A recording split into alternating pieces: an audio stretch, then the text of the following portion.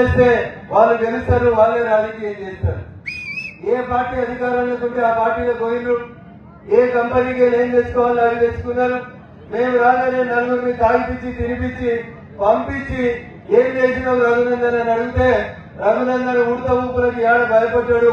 సిద్దిపేటకి మొదలుకుంటే కోరుపట్ల దాకా ఏడ ఎవరికి భయపెట్టాడు కాదు రఘునందన్. మా వెనకాల తంతే కోటి రోజులు పాల్గొట్టే పిల్లలకి ఇంతమంది ఉన్నారు. అందుకని మేము కొట్లాడకు రాలేదన్నా దండం పెట్టి సవినయంగా చెప్తా ఉన్నాం. ఎలక్షన్లు వచ్చినప్పుడు మీ రాజకీయం ఏం చేయండి, మా రాజకీయం ఏం చేస్తాం.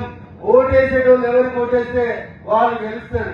మీరు బీర్లు వంచీరు, బిర్యానీలు వంచీరు, పైసలు వంచీరు కానీ బోరు పట్లకి వెళ్ళిపోయి అరవిందలో పనిచేస్తున్న 80 మందికి కొలువులు పర్మనెంట్ చేయించుకుని మా ఊళ్ళో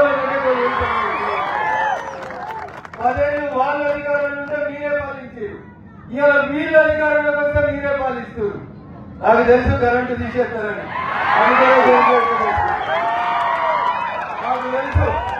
తెలుసు మీరు చేసే మంచి పనులు అన్ని తెలుసా.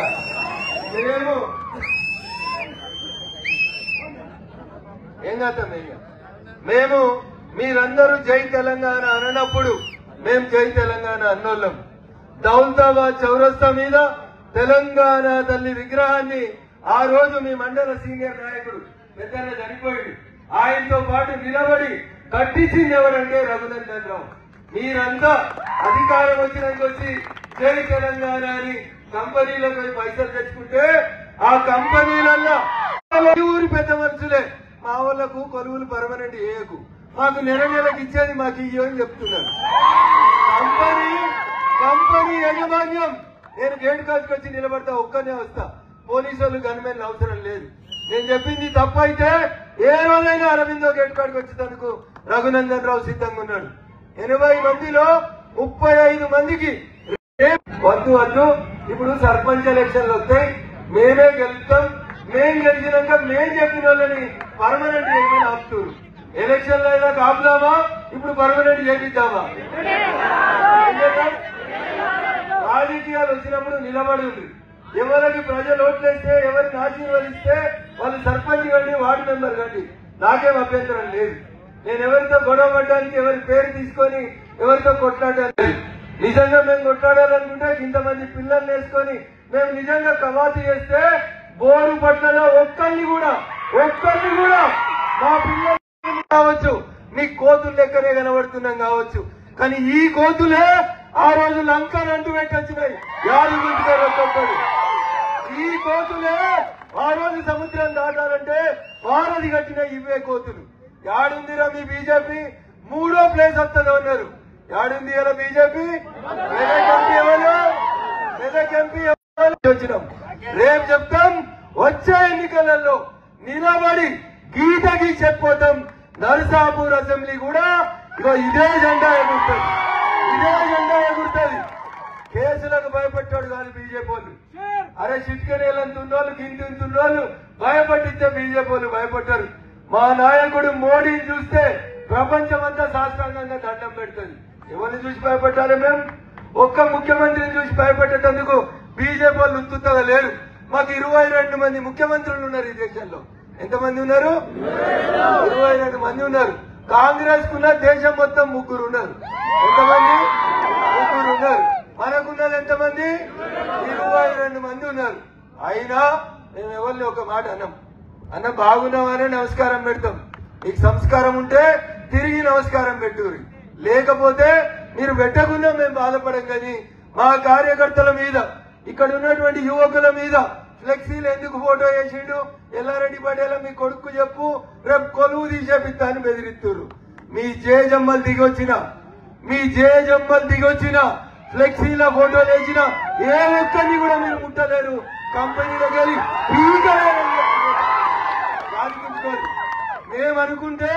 మేమనుకుంటే ఏదంటే చేయగలుగుతాం.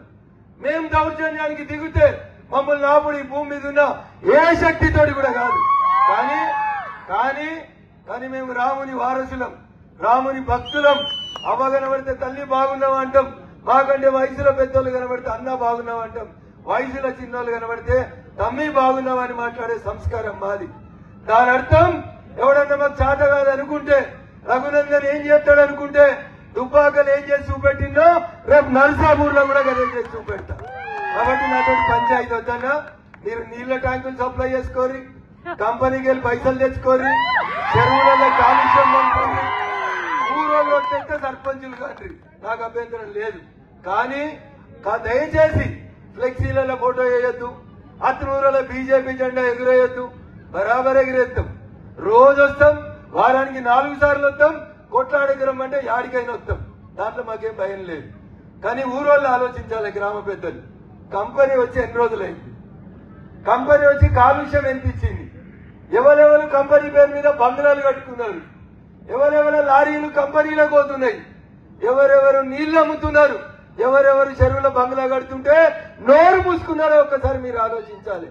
బోరుపట్లలో కొలువు కావాలన్నా వద్దా, బోరుపట్లలో చదువుకున్న వాళ్ళ కొలువు ఇవ్వాలన్నా వద్దా, రావాలన్నా వద్దా, ఇంటికో కొలువు ఉండాలన్నా వద్దా, ఒక్కరికి కొలువు ఉండాలన్నా, మనోళ్ళందరికి కొలువు ఉండాలన్నా ఒకసారి ఆలోచించాలి. ఎవరికి ఉండాలి? నువ్వు ఏ పార్టీలన్నా తిరుగు, నీ బిడ్డ కొలువు ఉండాలన్నా వద్దావా, ఉండాలన్నా వద్దా, పోవాలన్నా వద్దా, మనం కంపెనీ కాడికి అడగాలన్నా వద్దా. వాడు వాసన మనకు వదులుతాడు, పైసలు పట్నం కొంచెం పోతాడు, 10 మంది దళారులను పెట్టి కొంతమంది మీద కేసు పెడతాడు. భయపడదామా? భయపడదామా? అయితే వాసన బంద్ చేయి, కాలుష్యం రానియకు, ఊరోళ్ళకు కొలువులు ఇవి ఇయ్యాలన్నా, నలుగురికి పైసలు ఇచ్చి మన మీద కేసులు పెట్టేటోడు కావాలన్నా. ఎవరు కావాలి? 2 కావాలి, కొలువులు కావాలి, మన ఊరు కాలుష్యం బంద్ కావాలి. ఈ 2 కావాలి. వాసన వద్దు. వెనుకటికి ఎండాకాలం వస్తే అరుగుల మీద పడుకునేటోళ్ళు, ఇప్పుడు బోరుపట్ల బాబు ఎవరైనా అరుగుల మీద పడుకునేటట్టు ఉందా? రాత్రి 12 కాగానే వాసన వస్తుంది, దమ్మెళ్ళక ఆగమాగమై ఇంట్లోకి పోయి తలుపు పెట్టుకోవాలి. అవునా? ఎందుకు వచ్చింది కాలుష్యం? ఏం చేస్తున్నారు మరి? 10 ఏళ్ళు సర్పంచులు ఉన్నారు, వాసన పని చెప్పి నాకుపోయా అన్న, మా మీది కుస్తీకి వస్తే ఏమొస్తుంది, వాని మీదకి ఒక కుస్తీకి వాసన పని చెప్పి ఊర్లో కొలువులు పర్మనెంట్ చెప్పి మంచితనంతో గెలువు, పైసలతో ఎవడు గెలవాడు. నా మీద పెద్ద పటేల్ పోటీ చేసిండు, వెంకటరామరెడ్డి అని కలెక్టర్. ఎవరు? మస్తు పైసలు మంచిరు టీఆర్ఎస్ వాళ్ళు, ఓటుకు 1000 రూపాయలు. మీ ఊరోళ్ళ మింగిరు, వాళ్ళు ఎవరో మీకు తెలుసు, నాకంటే మంచిగా మీకు తెలుసు. మీ ఊరికి కూడా 30 లక్షలు ఇచ్చిండు ఆయన. ఆ 30 లక్షలు ఏడిపోయినా అడగాలి, అప్పుడు ఓటుకు 1000 ఇచ్చిండు ఆయన. అవి దాచిపెట్టుకున్న వాళ్ళు రేపు సర్పంచ్ ఎలక్షన్లు తీసుకొని మీ దగ్గరకు వస్తారు. జర జాగ్రత్తగా ఉండు వాళ్ళతోటి.